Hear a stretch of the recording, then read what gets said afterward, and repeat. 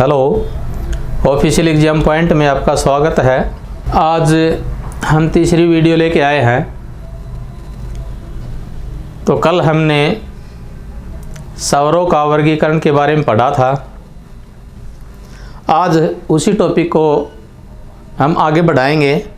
तो स्वरों के वर्गीकरण के बारे में हमने पढ़ लिया था, तो आज हम पढ़ेंगे व्यंजन का वर्गीकरण। देखिए,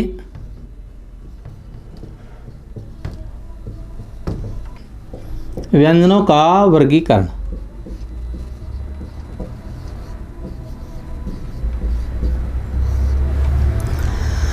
स्वरों का वर्गीकरण के बारे में हमने पिछली वीडियो में पढ़ा। आज हम व्यंजनों का वर्गीकरण पढ़ेंगे। इसमें इम्पोर्टेंट चीज़ क्या है? एक तो है सघोष और एक है अघोष।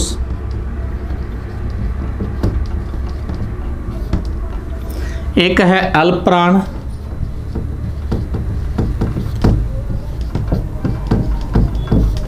और एक है महाप्राण।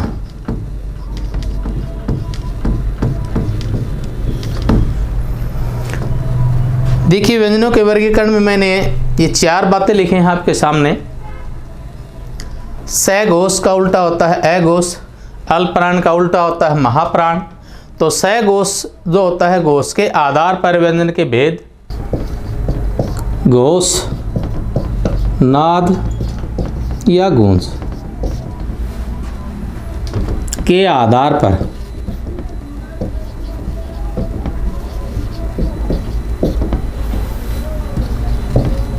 व्यंजन के भेद।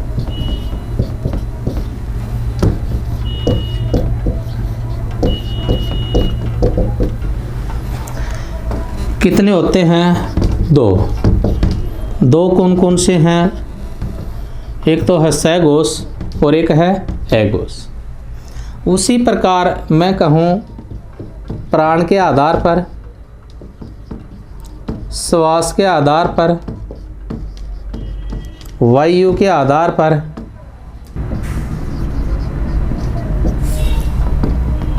व्यंजन के भेद।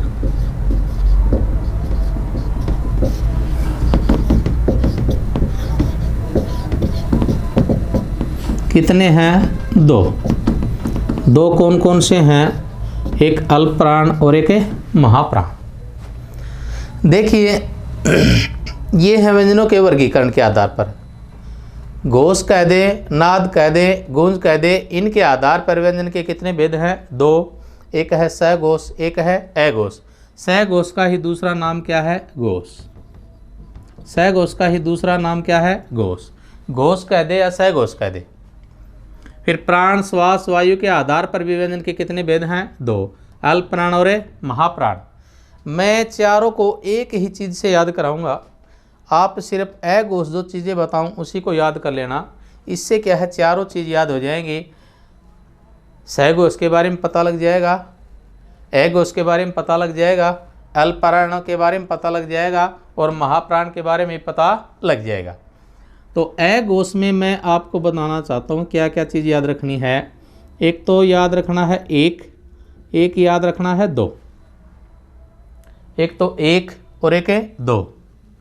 एक याद रखना है ये स, एक याद रखना है ये स और एक याद रखना है ये स, यानी तीनों स। ये पांच चीज़ अगर आप याद कर लेंगे ना, तो आप घोष भी बता पाएंगे, अल्पप्राण भी बता पाएंगे और महाप्राण भी बता पाएंगे।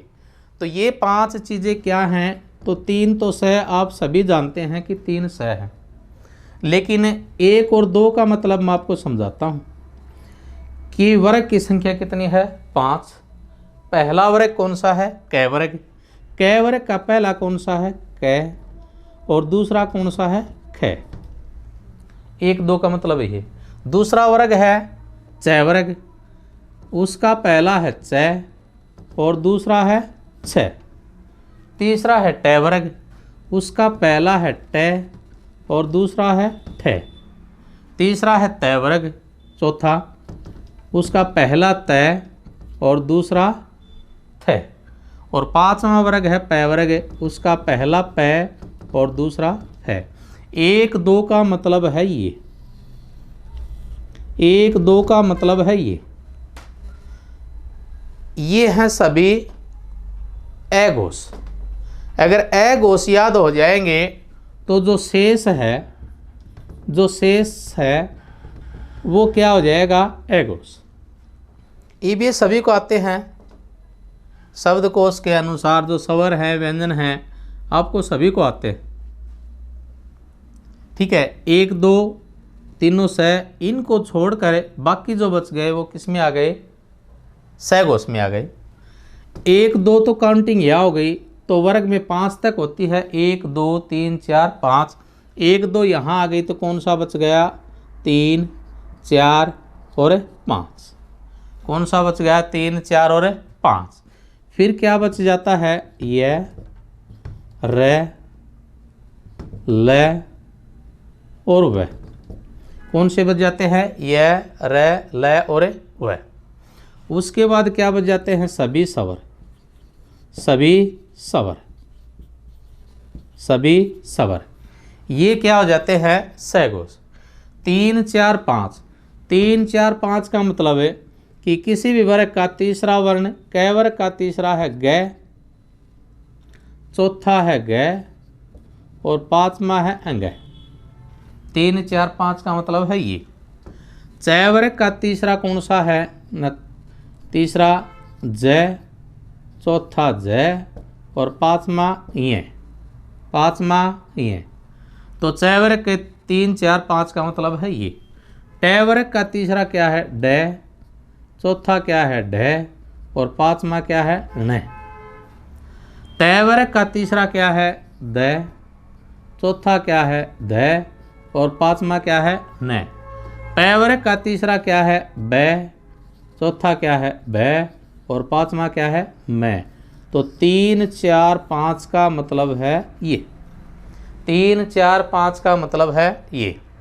यानी सघोष अघोष 1 2 और तीनों स, एक इसमें बच गया है, क्या बच गया है, यह र ल व और है। सभी स्वर ये 3 4 5 में, यानी 3 पंजे 15, 1 2 में 5 दूनी 10 और तीनों स। ये याद हो गए तो शेष याद हो गए। अब ये याद कैसे होंगे, 12 का दुगुना कर दीजिए, 12 दूनी 24, 24 का मतलब 2 और 4।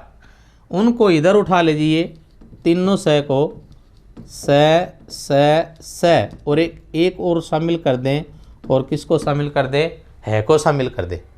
यानी 2 4 तीनों स और है। शेष कौन से रह गए, ये तो हो गए महाप्राण, दूसरा चौथा तीनों स और है। दूसरा चौथा का मतलब क्या है कि कै वर्ग का दूसरा तो क्या है ख, और चौथा क्या है घ, चौथा क्या है घ। इसी प्रकार च वर्ग का दूसरा तो क्या है छ, और चौथा क्या है झ, चौथा क्या है झ। ट वर्ग का दूसरा तो क्या है ठ, और चौथा क्या है ढ, चौथा क्या है ढ। और त वर्ग का दूसरा तो क्या है थ, और चौथा क्या है ध। इसी प्रकार प वर्ग का दूसरा क्या है फ, और चौथा क्या है भ। यानी कहने का मतलब है 2 और 4 का मतलब है ये, 2 और 4 का मतलब है ये। शेष जो आ जाता है, शेष जो आ गया वो क्या हो जाएगा, अल्पप्राण। क्या हो जाएगा, अल्पप्राण। शेष कौन कौन सा बच गया, 1 बच गया, 3 बच गया और 5 बच गया। 1 बच गया, 3 बच गया और 5, तीनों से इधर आगे य र ल और व। ठीक है भी किधर आ गया, यहाँ। और सभी स्वर, सभी स्वर, सभी स्वर। तो ये ध्यान रखना है, 2 4 महाप्राण, 1 3 5 अल्पप्राण, तीनों स और है महाप्राण। यानी कहने का मतलब है उसम व्यंजन। इनको क्या बोला जाता है, उसम व्यंजन। इनको क्या बोला जाता है, उत्सव व्यंजन, क्या बोला जाता है? उत्सव व्यंजन। और इनको क्या बोला जाता है? अंतस्थ व्यंजन। इनको क्या बोला जाता है? अंतस्थ व्यंजन। अंतस्थ व्यंजन यानी कहने का मतलब ये है कि अंतस्थ व्यंजन तो इधर है और उत्सव व्यंजन इधर है। 2 और 4 उत्सव व्यंजन याद कर लीजिए, वो तो हो जाएंगे महाप्राण, और बचे हुए जो शेष बाकी रह गए वो हो गए अल्पप्राण। अल्पप्राण में संख्या बचेगी 1, 3, 5, यह अलावा सभी स्वर, और यह अलावा को क्या बोलते हैं? अंतस्थ व्यंजन। 1, 3, 5 में कौन कौन से आ जाते हैं? कै वर्ग का पहला क्या है? कै, और तीसरा क्या है? ग, और पांचवा क्या है? अंग, और च वर्ग का पहला क्या है? च, और तीसरा क्या है? ज, तीसरा ज, और पांचवा ये। इसी प्रकार ट वर्ग का पहला ट, और तीसरा है ड, और पांचवा है न। इसी प्रकार त वर्ग का पहला तो है त, और तीसरा है द, और पांचवा है न। इसी प्रकार प वर्ग का पहला तो है प, और तीसरा है ब, और पांचवा है म। यानी 1, 3, 5 का मतलब है ये। 1, 3, 5 का मतलब है ये। तो ये जो सारणी है व्यंजनों के वर्गीकरण में, घोष के आधार पर व्यंजन के कितने भेद हैं? 2 हैं। कौन कौन से? सघोष और अघोष। सघोष का दूसरा नाम क्या है? घोष। और प्राण, श्वास या वायु के आधार पर व्यंजन के कितने भेद हैं? 2, अल्पप्राण और महाप्राण। मैंने बताया था एक चीज़ याद रखें, वो कौन सी? अघोष। 1 और 2 और 3 स, बाकी शेष किस में आ जाएगा? सघोष में। और इसी का 12 दूनी 24, यानी 24 का मतलब 2 और 4 और 3 स, एक है को शामिल कर दिए, हो गए महाप्राण, और शेष क्या रह गए? अल्पप्राण। तो इस प्रकार क्या आप ये याद कर सकते हैं। तो ये जो सारणी है बहुत ही महत्वपूर्ण है परीक्षा की दृष्टि से। तो ये आप लिख सकते हैं या फिर आप स्क्रीनशॉट ले सकते हैं। तो 1 सेकंड का टाइम देता हूँ मैं स्क्रीनशॉट का, तो ले लीजिए स्क्रीनशॉट। अब देखिए आगे वर्ण के टॉपिक में क्या क्या बच गया वो देखिए। एक मैंने बताया था कि अंत में मैं बताऊंगा अक्षर के बारे में, कि अक्षर के 2 भेद कौन कौन से थे, एक बद्धाक्षर और एक मुक्ताक्षर है, उसके बारे में और हम पढ़ेंगे।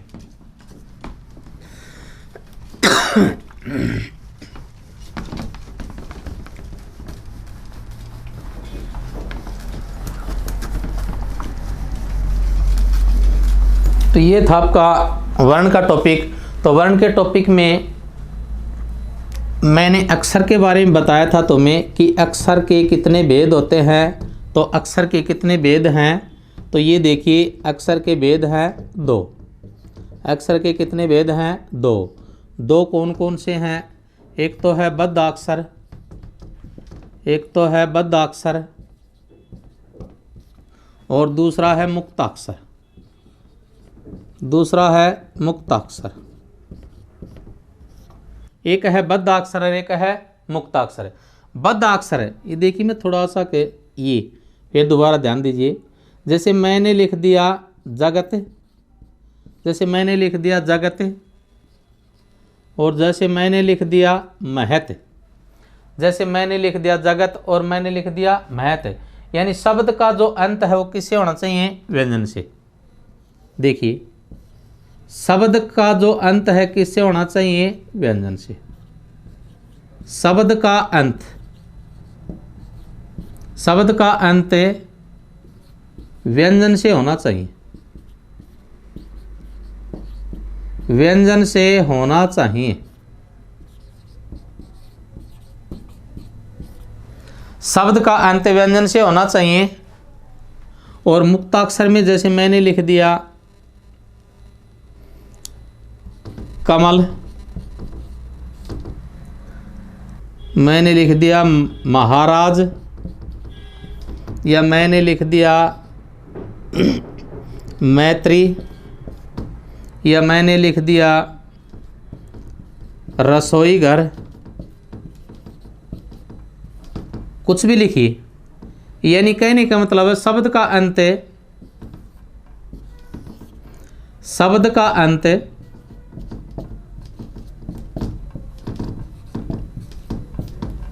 स्वर से होना चाहिए, स्वर से होना चाहिए, स्वर से होना चाहिए। यानी अक्षर के दो भेद हैं, एक बद्धाक्षर और एक मुक्ताक्षर है। बद्धाक्षर में क्या है, शब्द का अंत व्यंजन से होना चाहिए। मुक्ताक्षर में क्या है, शब्द का अंत स्वर से होना चाहिए। जैसे इसके अंत में क्या है, स्वर, इनके अंत में क्या है, स्वर, लेकिन इसके अंत में क्या है, व्यंजन। क्या है, व्यंजन। तो इस प्रकार ये ध्यान रखना है, शब्द का अंत व्यंजन से और शब्द का अंत स्वर से। तो ये मैंने बताया था कि जो अक्षर है इसके दो भेद हैं, बद्धाक्षर और मुक्ताक्षर। अगला जो पॉइंट है वो क्या बनता है, वो देखिए। आपसे पूछ लिया जाता है शब्दकोश के अनुसार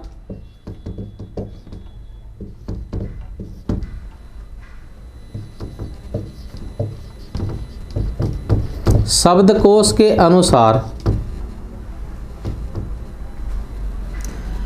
कक्ष किसके बाद आता है?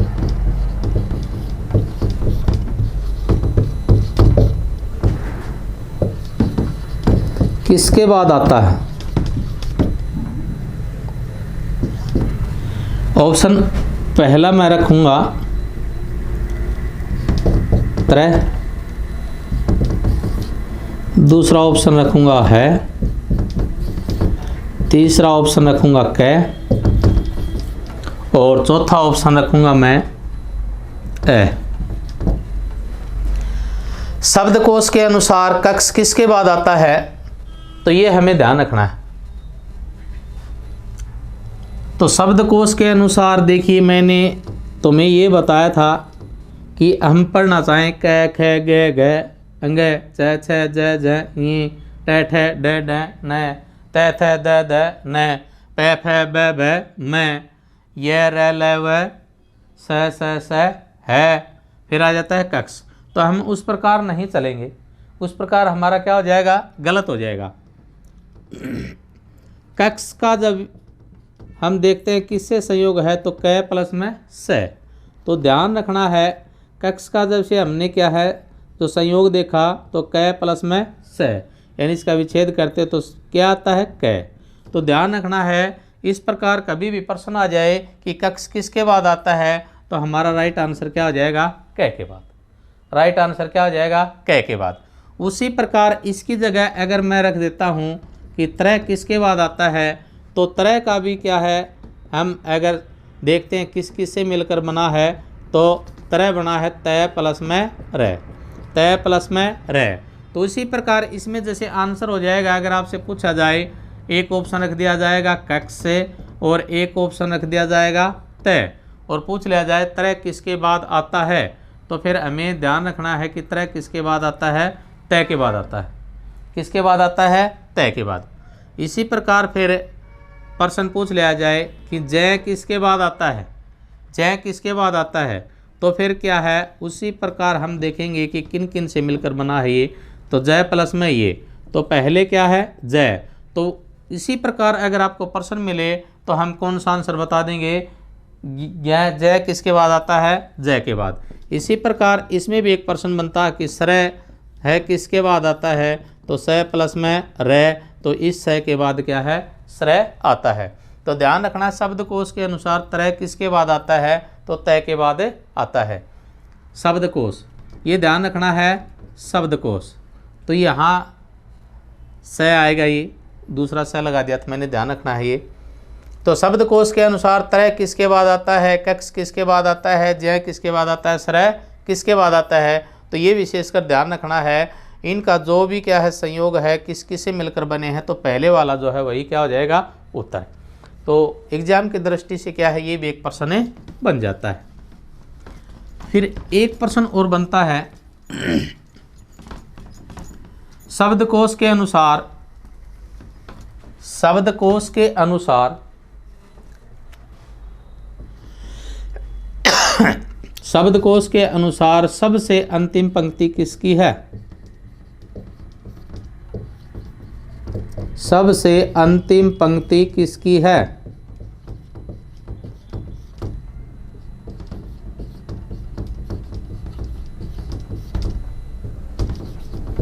ऑप्शन उसी प्रकार मिलेगा आपको। पहला ऑप्शन मिलेगा जय, दूसरा ऑप्शन मिलेगा श्रेय, तीसरा ऑप्शन मिलेगा है और चौथा ऑप्शन मिलेगा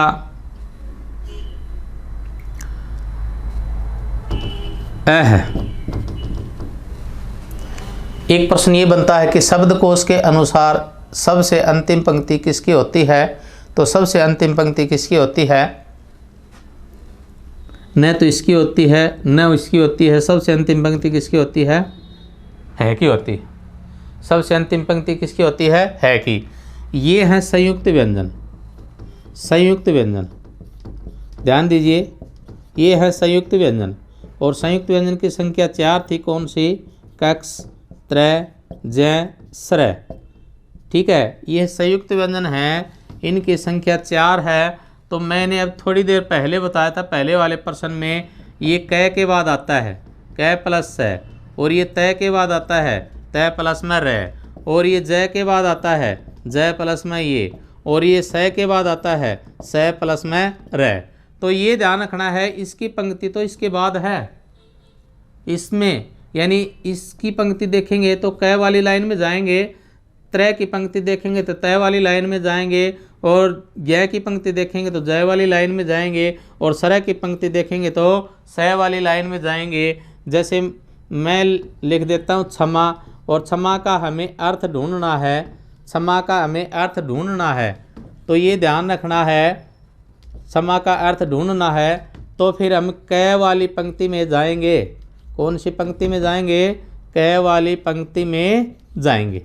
ये ध्यान रखना है, क वाली पंक्ति में जाएंगे। इसी प्रकार अगर हमें त्रिशूल का अर्थ ढूंढना है तो हम कौन सी पंक्ति में जाएंगे? तय वाली पंक्ति में।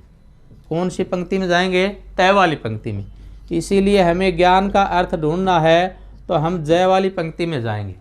इसी प्रकार हमें स का अर्थ ढूंढना है, यानी श्रमिक, श्रमिक का अर्थ ढूंढना है तो हमें स वाली पंक्ति में जाएंगे।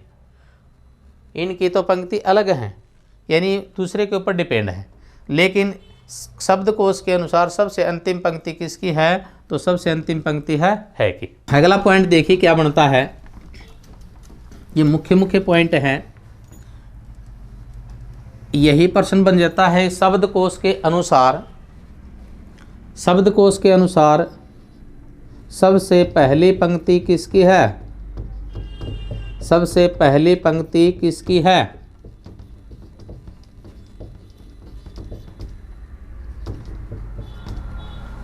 ऑप्शन मिलेगा पहला क, दूसरा ऑप्शन मिलेगा अंग, तीसरा ऑप्शन मिलेगा ए, और चौथा ऑप्शन मिलेगा आ। इस प्रकार आपसे पूछा जाए कि शब्दकोश के अनुसार सबसे पहली पंक्ति किसकी है? क की है, अंग की है, ए की है या आ की है? तो ध्यान रखना है कि हमने ऐसे पढ़ा है, सवर जब पढ़ते हैं ए आ छोटी बड़ी ए, तो ये ध्यान रखना है कि सबसे पहली पंक्ति ए की नहीं है, सबसे पहली पंक्ति किसकी है? अंग की है। कि शब्दकोश के अनुसार सबसे पहली पंक्ति किसकी है? अंग की है। तो ये भी क्या है? परीक्षा की दृष्टि से महत्वपूर्ण है। अगला जो पॉइंट है वो क्या बनता है? देखिए, अगला जो पॉइंट बनता है एक लघुत्तम इकाई, यानी छोटी इकाई। जैसे सभी को पता है, मैंने बताया था कि आ जाए कि भाषा की सबसे छोटी इकाई क्या है?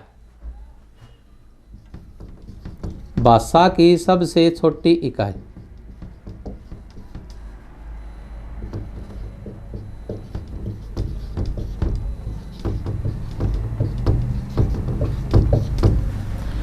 भाषा की सबसे छोटी इकाई, तो भाषा की सबसे छोटी इकाई कौन सी है? वर्ण है। फिर आ जाता है भाषा की सार्थक लघुत्तम इकाई। भाषा की सार्थक लघुत्तम इकाई। भाषा की सार्थक लघुत्तम इकाई कौन सी है? तो वो है शब्द, वो है शब्द। आप ध्यान दीजिए कि भाषा की सबसे छोटी इकाई तो है वर्ण, और भाषा की सार्थक लघुत्तम इकाई तो फिर आ जाती है शब्द। लेकिन प्रश्न आ जाए कि व्याकरणिक दृष्टि से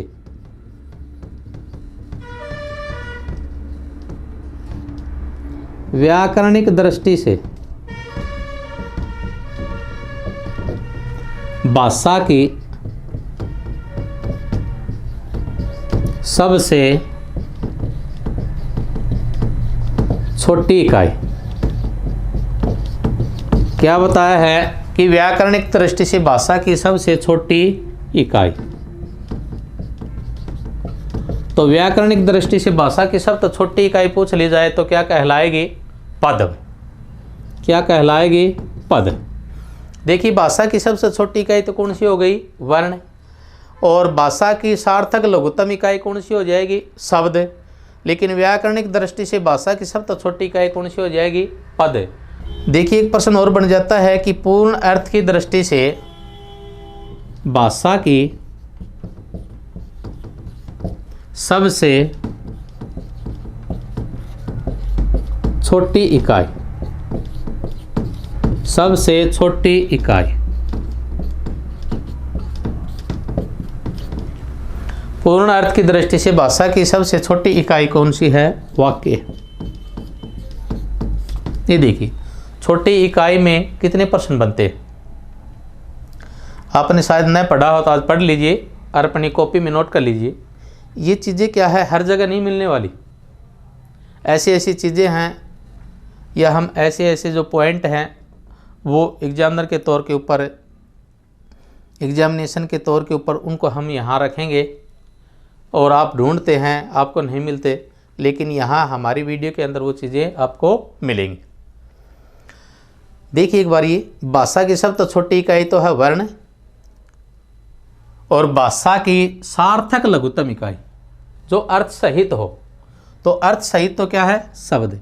शब्द का ही तो अर्थ निकलता है, और भाषा की सबसे छोटी इकाई वर्ण है, उसका कोई अर्थ थोड़ी निकलता है। तो ध्यान रखें, सार्थक लघुत्तम जो इकाई है वो क्या है? शब्द है। लेकिन इन्होंने दे दिया कि व्याकरणिक दृष्टि से भाषा की सबसे छोटी इकाई के है पद होती है, व्याकरणिक दृष्टि से। फिर दे दिया पूर्ण अर्थ की दृष्टि से। पूर्ण अर्थ की दृष्टि से भाषा की सबसे छोटी इकाई कौन सी है? वाक्य है। तो चार जो पॉइंट हैं वेरी वेरी इंपॉर्टेंट हैं।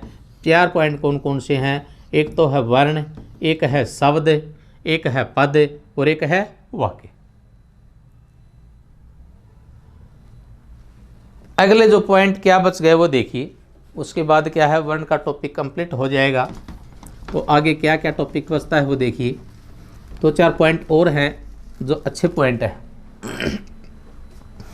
एक ये प्रश्न आ जाता है, जैसे पद है, मैं तुम्हें बताता हूँ पद क्या चीज़ है और शब्द क्या चीज़ है, ये दिक्कत आ जाती है। जैसे मैं कोई भी एक वाक्य लिखता हूँ, जैसे मैंने लिख दिया राम ने रावण को बाण से, राम ने रावण को बाण से मारा। राम ने रावण को बाण से मारा। इस पंक्ति में जैसे अंडरलाइन कर देगा, पेपर में आपको अंडरलाइन मिल जाए। अंडरलाइन का मतलब पूछ लेगा कि निम्न में से नीचे जो अंडरलाइन जो किया गया है वो क्या कहलाता है। नंबर 1 ऑप्शन मिलेगा पद कहलाता है, नंबर 2 ऑप्शन मिलेगा शब्द है, नंबर 3 ऑप्शन मिलेगा वर्ण है, नंबर 4 ऑप्शन मिलेगा वाक्य है। इस प्रकार 4 ऑप्शन आपको मिलेंगे। तो ध्यान रखना है, कभी भी वाक्य के अंदर, जैसे ये पूरा क्या है वाक्य, राम ने रावण को बाण से मारा, तो पूरा ये वाक्य है। तो ये तो पूरा वाक्य है कि वाक्य के अंदर कोई भी जैसे शब्द है और उसके नीचे अंडरलाइन आ जाए, अंडरलाइन आ जाए, तो वो क्या कहलाएगा? पद। क्या कहलाएगा? पद। यानी कोई भी शब्द जिस पर व्याकरण का नियम लगा हो, क्या कहता है कि कोई भी शब्द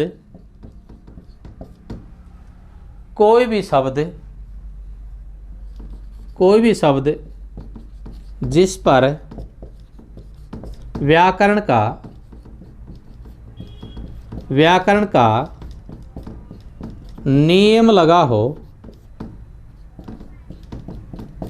नियम लगा हो वो क्या कहलाता है? पद।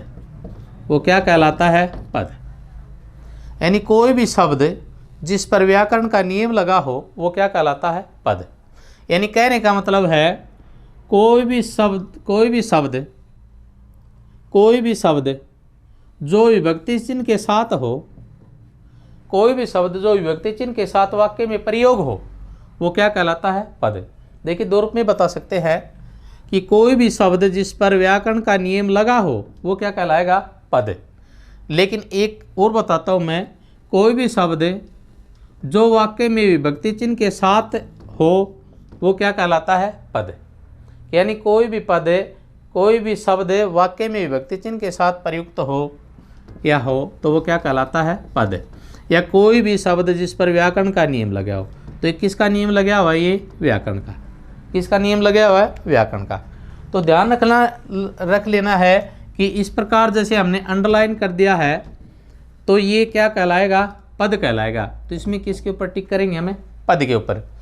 एक बात और ध्यान रखना है, अगर इसी वाक्य को मैं बाहर कर देता हूँ, इस वाक्य से अगर मैंने बाहर कर दिया और पूछ लिया जाए राम क्या है, तो वाक्य से जब बाहर हो जाता है तो वो क्या कहलाएगा? शब्द। कोई भी पद जब किसी भी वाक्य से बाहर हो तो वो क्या कहलाएगा? शब्द। क्या कहलाएगा? शब्द। यानी कोई भी पद, ये क्या है? पद। ये भी क्या है? पद। ये भी क्या है? पद। और ये भी क्या है? पद। कोई भी पद जब वाक्य से बाहर हो तो वो क्या कहलाएगा? शब्द कहलाएगा। क्या कहलाएगा? शब्द। ठीक है। शब्द किसे कहते हैं? वर्णों के सार्थक समूह को शब्द कहते हैं। यानी शब्द किसे कहते हैं? वर्णों के सार्थक समूह को शब्द कहते हैं। वर्णों के सार्थक समूह को शब्द कहते हैं। ध्यान रखना है, ये वर्णों के सार्थक समूह को शब्द कहते हैं। जैसे मैंने लिख दिया कमल लिख दिया तो इसका अर्थ निकलता है, तो क्या होगा? सार्थक समूह। और मैं ये कह दूं जैसे मलक कह दूं, मकल कह दूं, इस प्रकार क्या है? ये क्या है? इसका सार्थक समूह अर्थ नहीं है सार्थक रूप में, तो फिर क्या कहेगा? ये वर्ण जो शब्द है वो नहीं है। कि वर्णों के सार्थक समूह को क्या कहते हैं? शब्द कहते हैं। जैसे मैंने ये लिख दिया, इनका जो वर्ण है, कै वर्ण है, मैं है, ल है, इनका क्या हो गया? एक समूह है। लेकिन समूह कैसा बनता है? सार्थक, अर्थ सहित। लेकिन इनको क्या है? मैं समूह के अनुसार सही क्रमवाइज नहीं लगाऊंगा और इसका अर्थ नहीं निकलेगा तो क्या ही शब्द नहीं कहलाएगा। तो ये विशेषकर ध्यान रखना है। तो एक दो पॉइंट और बच गए, वो ऐड कर ले, उसके बाद हम क्या है फिनिश करते हैं क्लास को। देखिए कौन सा पॉइंट बच गया। जैसे वर्ण है, वर्ण की कितनी भेद हैं? दो है। एक तो है स्वर और एक है व्यंजन। एक है स्वर और एक है व्यंजन। स्वर के भेद किस रूप में हैं? तीन रूप में। स्वर को कितने रूप में बांट सकते हैं? एक तो संख्या के रूप में। एक तो स्वर की संख्या कितनी है, एक स्वर की मात्रा कितनी है, एक स्वर के भेद कितने। तो भेदों के तो हम जानते हैं जैसे, ठीक है। तो जो संख्या है, स्वर की संख्या कितनी है? 11। स्वर की संख्या कितनी है? 11। और स्वर की जो मात्रा कितनी है? 10। और स्वर के जो भेद हैं वो कितने हैं? 3। ठीक है, कितने हैं? 3। तो ये विशेषकर ध्यान रखना है। इसमें जैसे स्वर की संख्या तो कितनी है? 11, लेकिन मात्रा कितनी है? 10। तो 11 स्वर की तो 11 मात्रा होनी चाहिए थी, लेकिन 11 नहीं है। किसकी मात्रा नहीं होती? ए की मात्रा नहीं होती। ए की मात्रा नहीं होती। ए क्या है कि उदासीन स्वर है, ठीक है, उदासीन, ठीक है। उदासीन वर्ण कह दें या स्वर कह दें।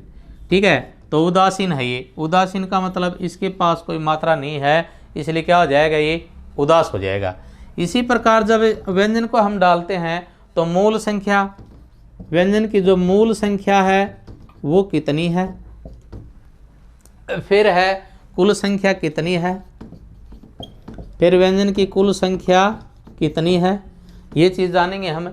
फिर व्यंजन के जो भेद हैं वो कितने हैं। तो मैं व्यंजन की मूल संख्या सभी को पता है, स्वर की संख्या 11 है, तो व्यंजन की कितनी है 33, ये बार बार बताते हैं हम। कुल संख्या कितनी है 39, व्यंजन की कुल संख्या कितनी है 39 यानी 39। वर्ण की कुल संख्या पूछ ली जाए तो 52 है, वर्ण कितने हैं 52, लेकिन यहाँ पर क्या पूछा गया है, व्यंजन की कुल संख्या पूछी गई है और वो कितनी 39। तो इसमें जो भेद पूछ ले जाएं तो भेद कितने हैं 3 हैं। व्यंजन के भेद कितने हैं 3 हैं। 3 कौन कौन से हैं, एक तो है सपर्श व्यंजन, एक तो है सपर्श व्यंजन। सपर्श व्यंजन की संख्या कितनी थी 25, सपर्श व्यंजन की संख्या कितनी 25। एक है दूसरा अंतस्थ व्यंजन, दूसरा है अंतस्थ व्यंजन, अंतस्थ व्यंजन, और अंतस्थ व्यंजन की संख्या कितनी 4, और एक उसम व्यंजन बच जाता है। और तीसरा कौन सा है उसम व्यंजन, कौन सा है उसम व्यंजन, और उसम व्यंजन की संख्या भी कितनी है 4। तो ये जो है व्यंजन के भेद हैं 3, एक है सपर्श व्यंजन, एक है अंतस्थ व्यंजन, एक है उसम व्यंजन। इसकी संख्या 25, इसकी 4, इसकी भी 4, 25 4 29 4 33। तो जो मूल संख्या है वो 33 कौन सी है, ये है भाई। लेकिन जो 39 हो गई ये कौन कौन सी हो गई, ये भी हमें पता होना चाहिए कि 39 जो संख्या कौन कौन सी है। एक तो है संयुक्त व्यंजन और एक है उत्क्षिप्त, उत्क्षिप्त व्यंजन। अब ध्यान रखना है संयुक्त कितने हैं 4, उत्क्षिप्त कितने हैं 2, 4 और 2 6, और 33 और 6 39, 33 और 6 39। तो ये ध्यान रखना है कुल संख्या तो कितनी है 39 है, जो 39 है मूल संख्या 33 है। जो 33 में कितने जोड़ दिए जाएँ 6 कौन कौन से, संयुक्त व्यंजन, संयुक्त व्यंजन की संख्या कितनी 4, उत्क्षिप्त व्यंजन, उत्क्षिप्त व्यंजन की संख्या कितनी थी 2 कौन कौन से हैं निश्चय बिंदु वाले ड और ड। उत्क्षिप्त का दूसरा नाम ताड़नजात, तीसरा नाम द्वित और चौथा नाम है देवगुण। तो इस प्रकार क्या है, ये जो वर्ण का टॉपिक था जहाँ से 1-2 प्रश्न आने की हर बार संभावना रहती है। तो आज के लिए इतना ही। सब्सक्राइब करें, वीडियो को लाइक करें, शेयर करें और इसी प्रकार पढ़ते रहें। और जो भी आपको जो समस्या है वो कमेंट में आप डाल सकते हैं। कोई त्रुटि है, आपको कोई बात समझ न आई हो तो दूसरे दिन उसको ताकि हमें बता पाएँ। तो आप पढ़ें, कॉपी पेन उठा के रखें और एक एक बात को नोट करें। तो जो भी बातें हैं वो आप पढ़ते रहें। थैंक यू, जय हिंद, जय भारत। लेकिन सब्सक्राइब ज़रूर करें और लाइक करें, शेयर करें, आगे भेजते रहें।